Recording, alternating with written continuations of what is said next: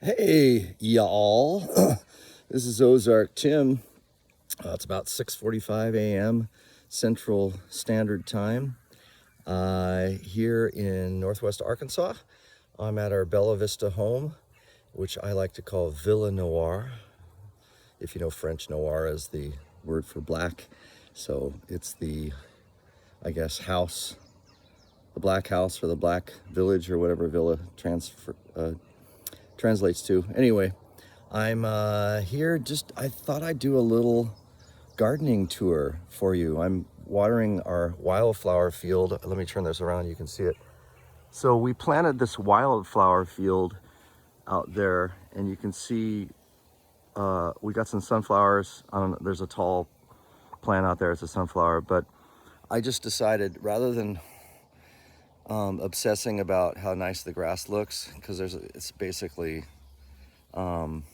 weeds, mowed weeds about here, but it's actually, the backyard's kind of come a long way. It used to have a chicken coop way down there, and then the previous owners had an RV parked along here.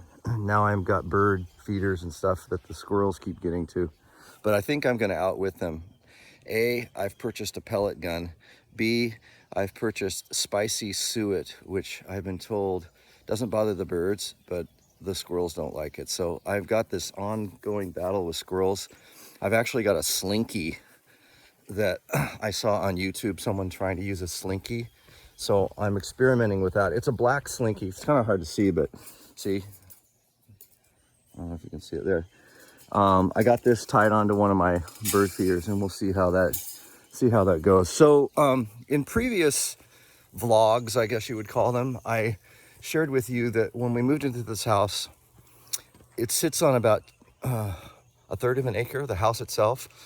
But then we also own this adjacent land of hardwoods of about a third of an acre. And so it goes way, way, way, way back there in the holler, but it's nice because it's a separator, from our neighbor. Although we love our neighbor. They're from India and they're great. They're really nice people.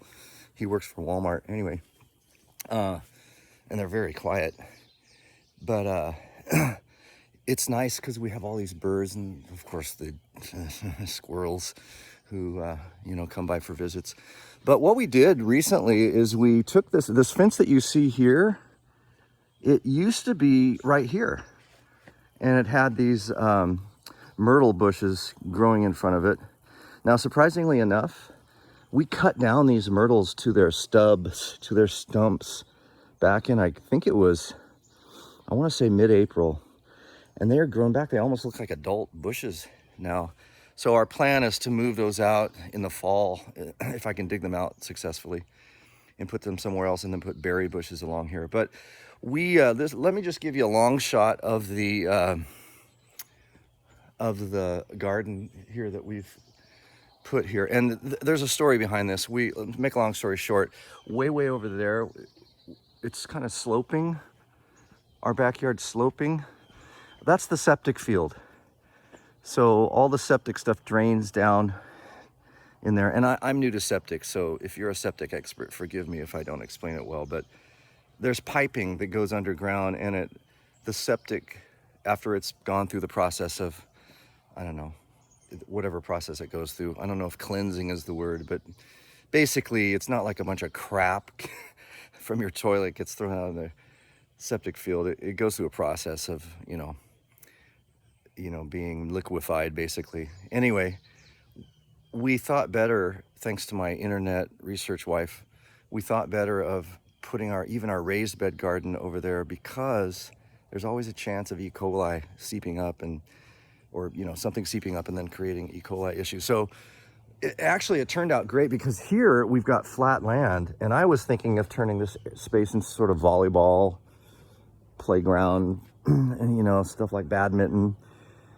But we decided to do a garden. So what we did here is I built these cedar raised beds, $700 of material for 4 cedar beds. That's how much the price of cedar, untreated cedar, has gone up. So anyway, there we have, you can see we've got some kale. I've got some both sweet and hot peppers. Spinach is on its decline, but I just picked some yesterday. I've moved some beets over here because we had lettuce earlier, and of course lettuce doesn't like the real hot weather. Oh, by the way, speaking of weather, I woke up in the middle of the night and thankfully did go back to sleep, but at 1:30 or 2, it was 75 degrees. And it's still 75, but it's at 99% humidity, so it feels warmer. So you just learn in the summer here that you just do your stuff outside early. So 6:30, so even construction guys, there's some people working on a porch over here behind us, and they're here at like 6 a.m. You know, it's just what people do, because you don't want to be out here when it's so stinking hot. You're sweating, and it's very normal for me to take 2-3 showers a day because of the sweat. And I just learned to take out a sweat rag and wear a wide-brimmed hat and just do all that I can do to drink as much water as I can. But anyway, getting back to the garden. So basil, Sabrina and I have been doing basil for years, even back in Oregon, and she makes pesto with it. And if I have 5 or 6 of these basil bushes, it's enough. It's enough for a year's worth of pesto. She puts them in little ice cube trays, and we make pizzas and all kinds of things with it. So I've got a green pepper here. Oh, I'm sorry, this is an orange pepper. I've got Thai basil here, which, whoa, it's really got a lovely taste to it. Almost like a licorice taste to it. And then I got green pepper here. Here's one. If I can, hopefully you can see that. There's one of them developing. I ate one of them last night. I barbecued some summer squash, seasoned it up, a little bit of Cajun seasoning and some salt, pepper, sort of this mixed onions, garlic seasoning. It was great. We've been doing that all the time. I got potatoes over here, and I've actually pulled some potatoes from the ground. Sabrina said, "Hey, I need potatoes and I don't have any." I said, "I've got potatoes." So I stuck my hand in the ground and pulled out some small potatoes. They're early potatoes, so my hope is that I'm going to fully harvest this area by, I don't know, sometime this month, and then I'll put in some other potatoes. What do you call those? Late potatoes? Or anyway, they're not earlies, they're late type potatoes. Now, we have a wood stove, okay? I have yet to pay for wood for our wood stove, and I've never had a wood stove. We loved the wood stove last winter. So it reduced our heating costs. We have electric heat. We rarely turn on the electric heat. It reduced our heating costs, which we loved. But I have to work my tail off to keep the wood up. So this is free wood. Our neighbors gave us this stuff. They had already cut from some trees. And a lot of that's oak. Most of it's oak right now. Last year, you may recall from a previous video that the neighbor had giant stumps all around the perimeter of the house because, if I can lift up my phone, over there, there's a little island of land between the little houses there. And a tree had fallen down in a storm or something, and he had cut up giant pieces of wood and laid it around the perimeter of the house. And it was dry. I don't know how long it had been there, but it was dry enough to burn. And but man, there was elm. That stuff, I hate the elm. It's got this crisscrossy, fibrous stuff that was hard to cut. But black walnut, and I learned from my friend Mark, who's a woodworker, he said, a stump of that stuff, I've got some drying here for him. I'm going to take to Oregon. This is black walnut here. He said like a stump of this stuff to a woodworker, it might be like worth $150. But anyway, so he was like cringing when I was burning black walnut. Oak, a lot of the stuff drying right now in here is a red oak. I got that from a neighbor. Actually, I got that from a guy I met through the church we're going to in Little Flock. And he kindly said, "Hey, I got some downed trees from a storm. If you want to come on over here with your chainsaw, you can have it." And this kind of stuff happens all the time. Even on Facebook Marketplace, people say, "Hey, down trees. If you want to come over with your chainsaw and get it, please do," because they'd rather have someone else haul it away than have to pay for it themselves. So I think I'm sitting in a pretty good situation. Anyway, on with the garden. So more peppers here. A mixture, mostly sweet peppers in here. So our plan is to preserve them in some way, pickle them or something. Parsley, I don't know. I think next year I'm not going to do parsley because, like, what do you do with parsley? I mean, my wife did find a recipe. We're going to get rid of it, and I'm going to replace it with carrots. This is Swiss chard in here, right in there. And then I had some lettuce in here, and of course lettuce this time of year doesn't grow all that well. And then beets. I got beets growing in here. You can see, there's one. You can see it's coming up there, right there, the roots. So I'll try to keep those covered up and pull them up. Probably in the next week or two, we'll have some beets to start, preserving, pickling, whatever we're gonna do. I laid straw throughout here. They recommend not doing a lot of bark mulch close to your house because of termites here.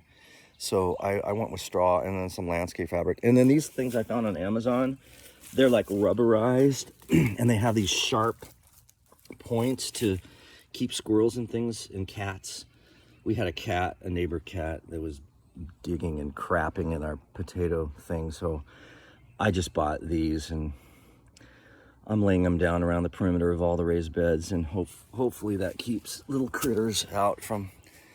And I really haven't had any problems. I had some, I think they were moth after my strawberries went bloom, because they were June. Most of these were June bearing strawberries, but you can kind of see I had some moth eaten leaves.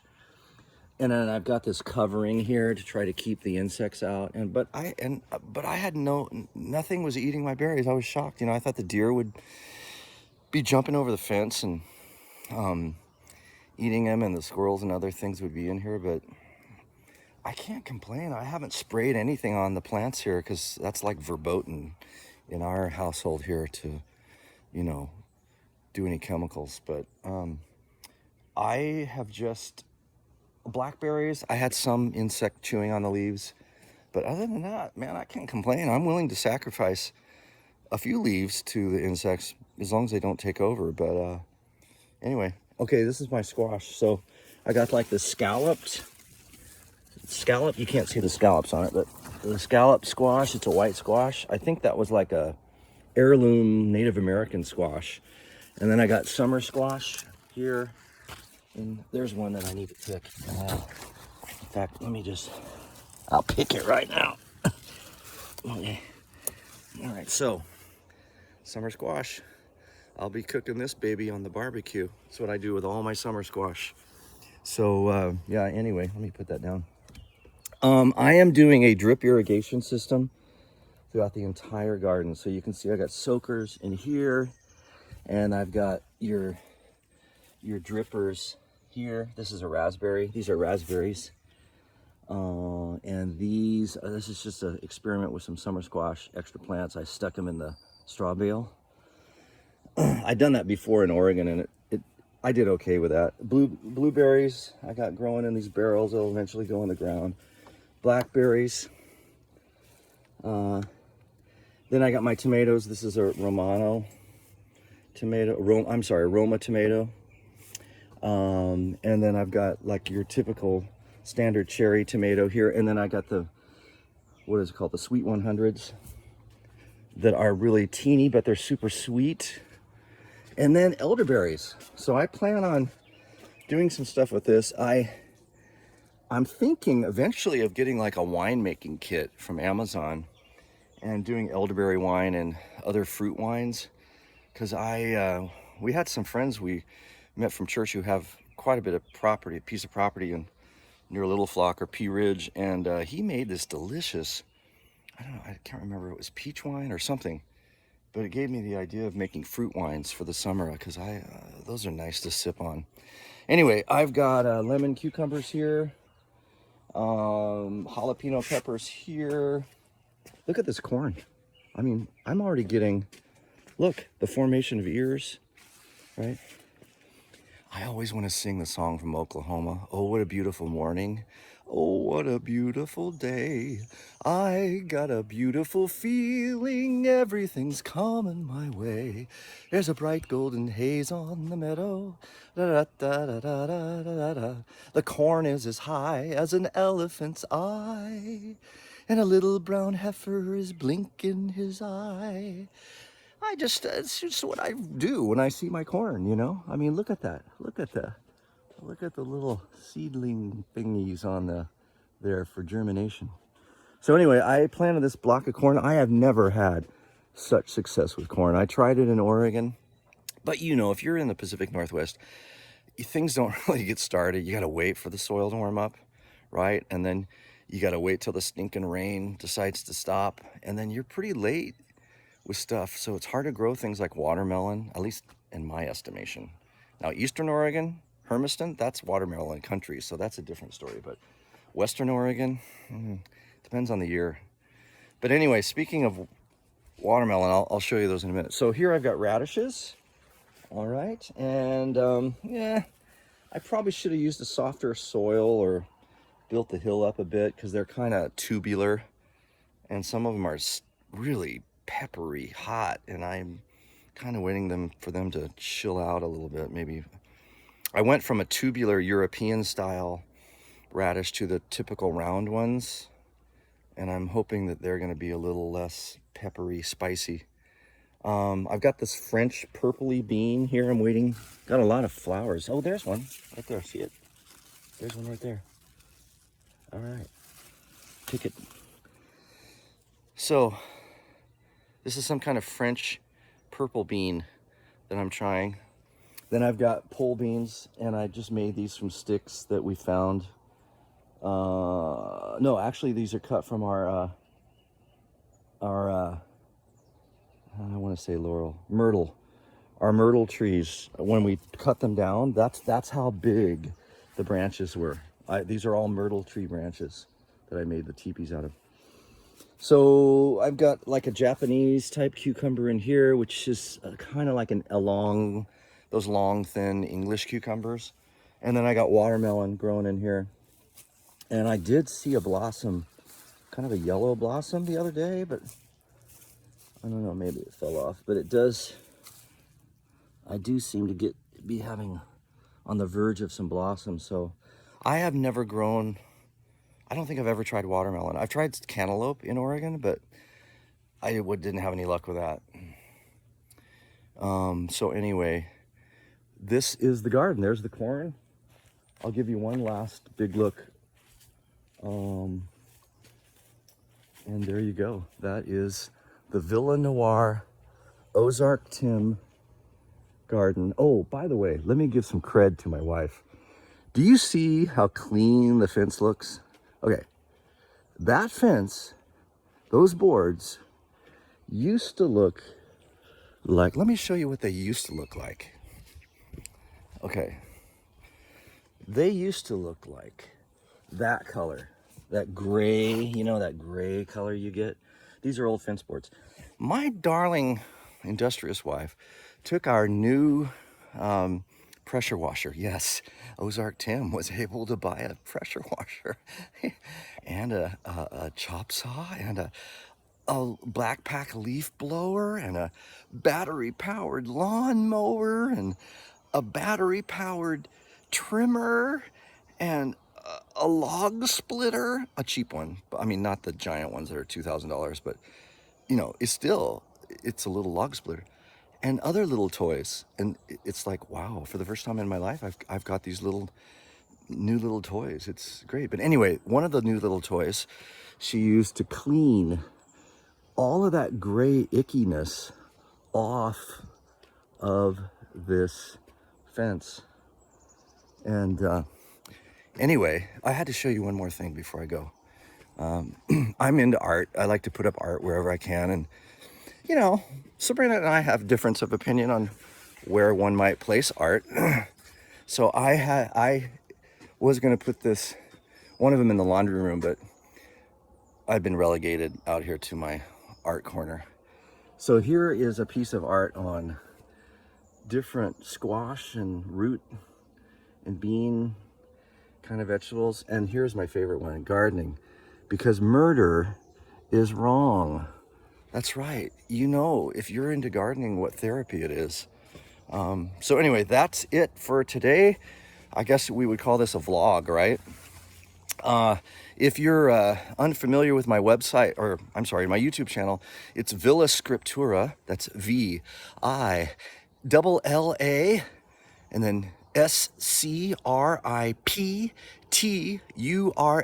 Villa Scriptura, kind of like Sola Scriptura. And that's got stuff from Oregon on it. I recently created, with some older footage from 2020, some ocean, like 3 or 4 ocean videos. There's one at Hesita Head Lighthouse, and another one at Devil's Churn, another one going up to Cape Perpetua. And I'm hiking, usually I'm hiking with my wife, so she's like I call her my trail model, okay? Because, you know, she's got this magnificent head of hair, and, you know, she's a cool trail model, I just think. As opposed to me, I would call me the fat trail model. You don't want to see the fat trail model, so I'm the cameraman. Anyway, I have that, and there's one, and there's one at the place very close to where we honeymooned, actually. It's called Ocean Haven Inn, and it sits on a cliff just barely south of Yachats before you get to Sea Lion Caves. And that has become our favorite go-to spot for vacationing on the Oregon coast. Oh, it's just wonderful there. And if you don't know much about the Central Oregon coast, it's a little less traveled than, say, Canna Beach and Lincoln City, Newport, other places, even places like Bandon. I mean, so like people from Eugene tend to go to the Central Coast. Of course, it's always busy in the summer with the vacationers, but if you're looking for a place that is rugged and beautiful and you can be by yourself sometimes on the beach, go for the Central Oregon coast. Yachats, I love Yachats. Anywhere between Yachats and Florence, I'm a big fan of.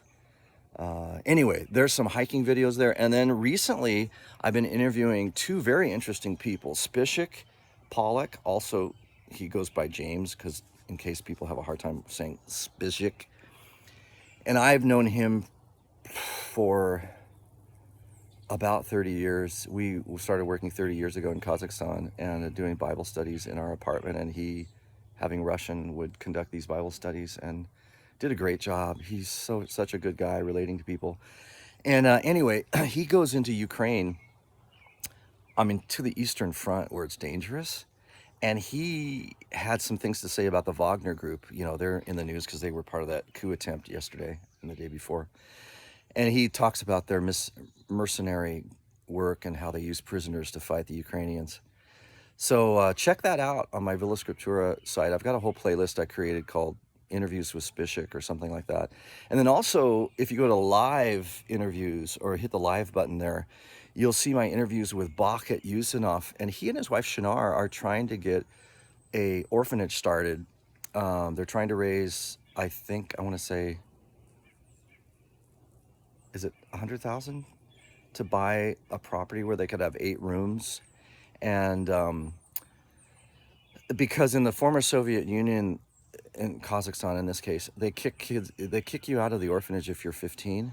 And then it's like, what do you do? Like, to make ends meet. So you can imagine crime, kids going to prison, one kid drowned because he went fishing, people get sick, exposed to the elements, one kid got in a fight and got killed, drug abuse. I think prostitution is probably on the table, I'm sure, to make ends meet. I mean, it's just so sad. And he, as a Christian man, and his wife want to lovingly follow what the scriptures say about taking care of orphans and widows in their distress. And he wants to take care of orphans in distress in Taldy Kurgan City, Kazakhstan, kind of, I don't know, northeast of Almaty. But anyway, check that out. And if you're interested in giving to either of those 2 ministries, please let me know. You can just email me at timurjan1@gmail.com or do Facebook Messenger. Let me spell that for you. It's TIMURZ as in zebra, HAN as in Nancy, and the numeral 1 at gmail.com. And you can contact me. I'll let you know how you can do Western Union transfers and It's really easy. I've done it at Walmart. In the case of Bucket, it's so easy to get funds to them, and they're good guys. I can vouch for both their characters and their honesty about what they're doing. That it's not some kind of shady kind of thing going on. But anyway, check those out, and you guys have a great Sunday. We're going to be going to church. We're going to Walmart first to pick up some razor blades. That's another project Sabrina's working on. And I've got to exchange a water cooler bottle. And then I'm going to be working in the garden this morning. So you guys take care and have a great day. All right. Adios.